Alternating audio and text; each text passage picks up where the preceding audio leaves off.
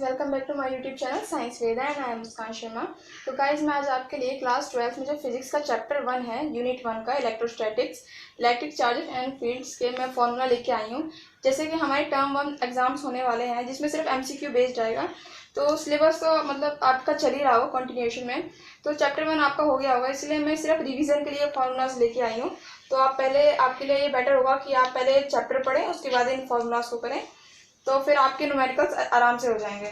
तो जिसमें से हमारा पहला फॉर्मूला है कूलम्ब्स लॉ का, जिसमें ये है F = K Q1 Q2 upon में R²। जो यहाँ पे ये K है, ये एक कांस्टेंट होता है। इसकी जो वैल्यू होती है 1/4πε0 होती है, ठीक है। और इस वैल्यू को हम जो न्यूमेरिकल सॉल्व करते हैं उसकी जगह हम ये यूज़ करते हैं, और ये इसकी SI यूनिट होती है। मैंने इस वीडियो में SI यूनिट इसलिए लिखी है क्योंकि ये 1 मार्कर में आ सकते हैं कि इसकी SI यूनिट बताइए, इसकी SI यूनिट बताइए। तो और ये एप्सिलॉन, जो ये एप्सिलॉन नॉट होता है, ये एक परमेबिलिटी होती है। परमेबिलिटी मतलब जैसे ये एप्सिलॉन नॉट है, तो ये परमेबिलिटी है वैक्यूम की, मतलब जो हमारे चार्जेस हैं वो कहाँ पे रखे गए हैं, वो वाटर में है या फिर वो एयर में है, तो वो ये रिलेटिव परमिटिविटी है। और अगर एप्सिलॉन दिया हो तो ये सिर्फ मीडियम के लिए होता है। तो जो एप्सिलॉन नॉट की वैल्यू दे रखी है हमें 8.85 × 10⁻⁻² है, और ये इसकी SI यूनिट होती है। तो जैसे ये यहाँ पे ये K है और ER है, तो आप ये सोच रहे होंगे ये क्या है। तो ये जो K और ER है, ये होता है हमारा रिलेटिव परमिटिविटी। तो रिलेटिव परमिटिविटी वैसे तो हमारे लिए नहीं यूज़ होती है, बस ये न्यूमेरिकल्स में कभी कभार आ जाती है कि हमारे को रिलेटिव मतलब परमिटिविटी दी होती है, तो हमें मतलब फोर्स इन वैक्यूम निकालनी होती है और फोर्स इन मीडियम निकालनी होती है। तो K रिलेटिव परमिटिविटी का फॉर्मूला होता है F वैक्यूम अपॉन में F मीडियम। और इसका ये आपको ये ध्यान रखना होगा, जैसे अगर आप फोर्स वैक्यूम की F की वैल्यू यहाँ से पुट करेंगे इसमें, और F मीडियम की वैल्यू भी F यहाँ पे पुट करेंगे, तो जब आप इनको सॉल्व करेंगे तो यहाँ पे E/E0 आ जाएगा, मतलब परमिटिविटी इन मीडियम अपॉन में परमिटिविटी इन फ्री स्पेस। तो हमारा नेक्स्ट फॉर्मूला है इलेक्ट्रिक फील्ड का। इलेक्ट्रिक फील्ड का फॉर्मूला है फोर्स अपॉन टेस्ट चार्ज। यहाँ पे ये नॉट की वैल्यू है, Q0 आएगा, वो टेस्ट चार्ज होता है हमेशा हमारा। तो हमने इलेक्ट्रिक फील्ड को एज इट इज रहने दिया, F की जगह पे हमने ये फोर्स की वैल्यू पुट करी, तो Q0 से Q0 कैंसिल हो जाएगा, आप चाहे तो करके देख सकते हैं। उसके बाद जो फाइनल हमारा इलेक्ट्रिक फील्ड की वैल्यू आएगी वो ये आएगी। और फिर हमारा नेक्स्ट फॉर्मूला है P = Q × 2A। जो ये P है ये हमारा डाइपोल मोमेंट है, और जो ये Q होता है, यहाँ पे ये Q सिर्फ मोड होता है। जैसे Q पॉजिटिव और नेगेटिव डाइपोल मोमेंट ये होता है, जैसे एक चार्ज पॉजिटिव चार्ज Q है और एक नेगेटिव चार्ज है, ये एक स्मॉल डिस्टेंस से सेपरेट किए जाएं तो ये हमारा डाइपोल मोमेंट होता है। तो इसका फॉर्मूला, कोई भी चार्ज आप पॉजिटिव चार्ज भी रख सकते हैं और नेगेटिव चार्ज भी रख सकते हैं, वो रखिए, और इंटू 2A, जो ये डिस्टेंस होता है उसको हम 2A लिखते हैं। आप चाहे तो यहाँ पे सिर्फ A भी लिख सकते हैं। अगर आप यहाँ पे A लिखेंगे तो ये फॉर्मूला A/2 हो जाएगा, इसलिए हम अपने कन्वीनियंस के लिए 2A लेते हैं, तो ये फिर A और A में डिस्ट्रीब्यूट हो जाता है। तो जैसे ये इलेक्ट्रिक फील्ड है, ये पॉजिटिव टेस्ट चार्ज है, ये टेस्ट चार्ज है, कोई भी मतलब टेस्ट चार्ज नहीं आएगा यहाँ पे, क्योंकि उसकी तो मतलब अपनी कोई फील्ड ही नहीं होती।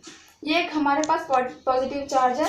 जो पॉजिटिव चार्ज की इलेक्ट्रिक फील्ड लाइंस होती हैं वो रेडियली आउटवर्ड जाती हैं, और जो नेगेटिव टेस्ट चार्ज होता है उसकी जो इलेक्ट्रिक फील्ड लाइंस होती हैं वो रेडियली इनवर्ड जाती हैं। ये पॉजिटिव से शुरू होती हैं और नेगेटिव में जाती हैं। हमारा नेक्स्ट फॉर्मूला है electric field of a ring of charge. तो ये हमें एक रिंग दे रखी है जो कि पॉजिटिवली चार्ज है, इस पर चार्ज Q है, और हमें एक पॉइंट P दे रखा है, यहाँ पे हमें इलेक्ट्रिक फील्ड निकालनी है। तो जो ये मतलब सेंटर से लेकर P पॉइंट का जो डिस्टेंस है वो हमें x दे रखा है। तो इसका फॉर्मूला ये होता है इलेक्ट्रिक फील्ड निकालने का। तो अगर हमें मतलब एक हमारे पास एक ऐसा केस आ जाए जिसमें ये जो x है मतलब वो सेंटर पे लाई करता है, मतलब x की वैल्यू 0 है, तो अगर हम इस फॉर्मूला में हर जगह x की वैल्यू को अगर हम 0 पुट करेंगे तो ये हमारे पास इलेक्ट्रिक फील्ड 0 आ जाएगी। और अब हमारे पास एक और चीज़ है, मतलब एक और केस आता है, x इज़ वेरी फार, मतलब जो x है ये डिस्टेंस है, ये बहुत दूर है, मतलब बहुत ज़्यादा बड़ा है, मतलब कंपेयर टू जो ये रिंग है, मान लो ये रिंग इतनी है, इसका डिस्टेंस इतना भी है, इतनी दूर इसका जो है x है ये। तो इस केस में जो हम r की वैल्यू को नेगलेक्ट कर देते हैं, तो यहाँ पे नेगलेक्ट करने के बाद हमारे पास सिर्फ ये फॉर्मूला बचता है। तो आपने ये फॉर्मूला पहले भी देखा होगा, जैसे कि ये रहा, ये हमारे पास सेम यही फॉर्मूला है। इलेक्ट्रिक फील्ड का। और इसका मतलब आप समझ रहे हैं कि एक ऐसे मतलब जहाँ पे मतलब जो रेडियस है रिंग का ये बहुत मतलब छोटा है एज कम्पेयर टू ये डिस्टेंस। तो इस टाइम पे जो हमारी रिंग है ये एक मतलब एक चार्ज की तरह बिहेव कर रही है, जिसमें से ये इलेक्ट्रिक फील्ड लाइंस बाहर जा रही हैं। तो हम अभी नेक्स्ट फॉर्मूला देखते हैं अपना। क्या था इलेक्ट्रिक फील्ड एट एन मतलब एक्सियल पॉइंट वाला ये फॉर्मूला है। इससे पहले हमने स्फेरिकल शेल वाला किया था, इलेक्ट्रिक फील्ड उस पर फाइंड आउट करी थी। हम मतलब एक्सियल लाइन पे फाइंड आउट करेंगे। एक्सियल मतलब होता है उसी डिस्टेंस मतलब उसी लाइन पे।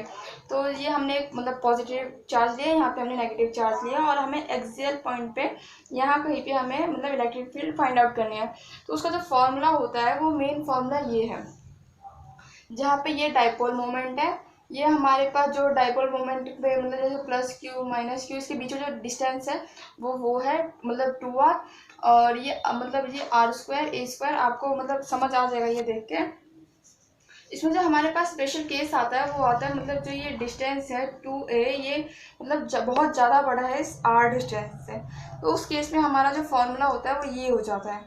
तो उसके बाद हमारा नेक्स्ट फॉर्मूला है electric field at an equatorial point of dipole. तो ये हमारे पास एक डाइपोल है, ये रहा प्लस क्यू, ये रहा माइनस क्यू, और ये हमारे पास एक पी पॉइंट है। हमें इस पी पॉइंट पे हमें मतलब इलेक्ट्रिक फील्ड निकालनी है। तो उसका जो फॉर्मूला होता है वो ये फॉर्मूला हो जाता है। जो वैल्यूज मतलब प्लस क्यू माइनस क्यू सब कुछ इसमें गिवन है, ये हमारे पास डाइपोल मोमेंट होता है। और हम नेक्स्ट फॉर्मूला हमारे पास torque on a dipole in a uniform electric field. तो टॉर्क हमें पता है जैसे कि एक मतलब एक वेक्टर क्वांटिटी होती है ये। उसके बाद टॉर्क का जो फॉर्मूला होता है P E sine theta. Sine theta आपको पता होगा ये क्रॉस प्रोडक्ट होता है। अगर हम इस साइन थीटा को हटा दें तो ये हमारे पास ये वैल्यू आ जाएगी, जिसमें से जो ये पी है ये डाइपोल मोमेंट हो जाता है। तो ये हमारे पास नेक्स्ट फॉर्मूला है इलेक्ट्रिक फ्लक्स का। तो इलेक्ट्रिक फ्लक्स का ई डॉट ए होता है। अगर हम डॉट को हटाएं तो यहाँ पे हमारे पास कॉस थीटा आ जाएगा।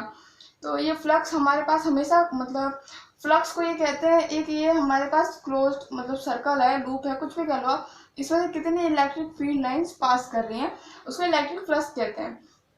नेक्स्ट फॉर्मूला हमारे पास है गॉस थ्योरम। गॉस थ्योरम हमारे पास होती है मतलब ये हमारे पास एक सीधा सा तरीका है इलेक्ट्रिक फील्ड फाइंड आउट करने के लिए। बस कंडीशन ये है कि हमें इसके लिए एक गॉसियन सरफेस चाहिए। वो गॉसियन सरफेस हमेशा क्लोज होनी चाहिए। वो सर्कल हो सकती है, वो सिलेंडर हो सकती है, वो स्क्वायर रेक्टेंगल कुछ भी हो सकती है। तो उसके लिए ये फॉर्मूला है हमारे पास इलेक्ट्रिक फील्ड फाइंड आउट करने का। तो हम एक मतलब गॉस थ्योरम का यूज़ करते हुए हमें इन्फिनाइटली लॉन्ग स्ट्रेट वायर पे इलेक्ट्रिक फील्ड फाइंड आउट करेंगे तो हमारे पास ये फॉर्मूला आएगा। और नेक्स्ट है उससे electric field due to infinitely plane sheet. उससे नेक्स्ट फॉर्मूला हमारे पास मतलब एक प्लेन शीट है, इन्फिनाइटली लॉन्ग है वो, उस पर हमें इलेक्ट्रिक फील्ड निकालनी है। तो ये सिग्मा अपॉन 2 एप्सिलॉन नॉट। तो जो सिग्मा होता है वो हमारे पास मतलब सरफेस चार्ज डेंसिटी होता है।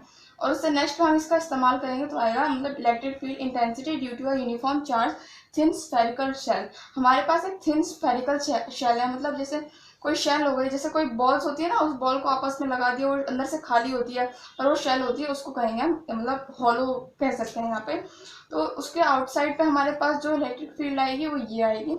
और on the surface of the sphere, जो स्फेयर है इस पे जो सरफेस पे क्या चार्ज है उस पर हमारी वैल्यू ये आएगी। ये हमारे पास सरफेस चार्ज डेंसिटी है।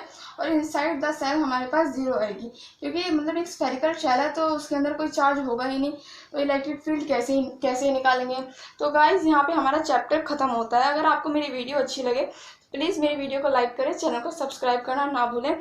और इस चैप्टर के मैंने शॉर्ट नोट्स अपने चैनल पे ऑलरेडी अपलोड कर रखे हैं, जहाँ पे आपको सारे मतलब क्या वेक्टर क्वांटिटी है मतलब ऐसा यूनिट आपको सब कुछ मिल जाएगा। अगर आपको फिर भी कोई डाउट लगे तो प्लीज़ कमेंट सेक्शन में बताएं मुझे, मैं उस डाउट का मतलब सॉल्यूशन करूँगी। और बस आज के लिए इतना ही।